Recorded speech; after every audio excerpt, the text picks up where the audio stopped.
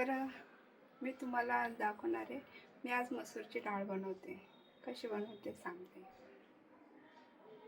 बघा, ही मसूरची डाळ मी भिजून घेतलेली आहे अर्धा तास. त्यानंतर कांदा आणि हिरव्या मिरच्या घेतल्या 2-3, टॅमॅटो, कोथिंबीर नंतर टाकणार आहोत आणि थोडासा गरम मसाला.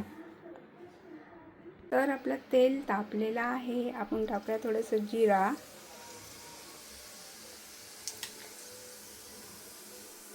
कांदा आणि हिरव्या मिरच्या,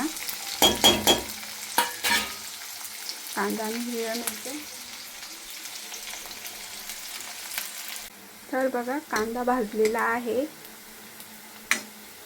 आता आपण टाकणार आहोत टॅमॅटो,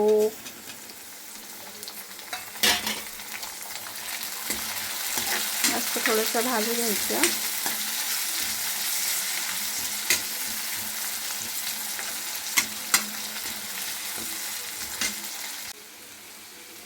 तर बघा, मी डाळ टाकली आहे. थोडंसं आपण थोडंसं पाणी टाकूया. तर बघा, मसूरची डाळ झालेली आहे. आता त्याच्यामध्ये कोथिंबीर टाकायची आहे.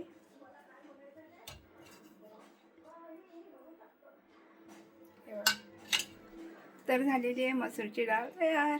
तर तुम्ही जर कामाला जात असाल तर टिफिनमध्ये घेऊन जाऊ शकता. खूप छान लागते.